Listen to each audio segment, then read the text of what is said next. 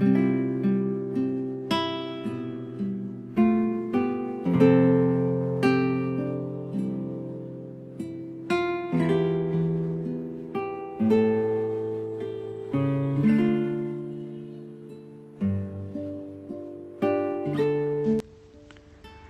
mabuting balita ng Panginoon ayon kay San Marcos.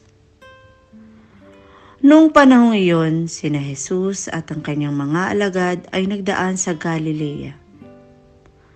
Ayaw ni Jesus na malaman ito ng mga tao, sapagkat tinuturuan niya ang kanyang mga alagad.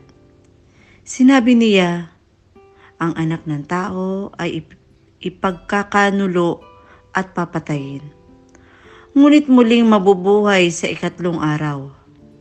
Hindi nila maunawaan ang sinasabi niya, ngunit natatakot naman silang magtanong sa kanya. At dumating sila sa Capernaum. Nang sila'y nasa bahay na, tinanong ni Jesus ang kanyang mga alagad, "Ano bang pinagtatalunan ninyo sa daan?" Hindi sila kumibo, sapagkat ang pinagtatalunan nila'y kung sino sa kanila ang pinakadakila. Naupo si Jesus. Tinawag niya ang 12 at sinabi, "Ang sinuman nagnanais maging una ay dapat maging huli sa lahat, at maging lingkod ng lahat."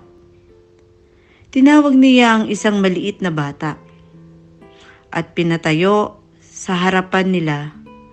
Pagkatapos, kinalong niya ito at sinabi, "Sa sino mang tumanggap sa isang maliit na bata tulad nito alang-alang sa akin, ay tumatanggap sa akin.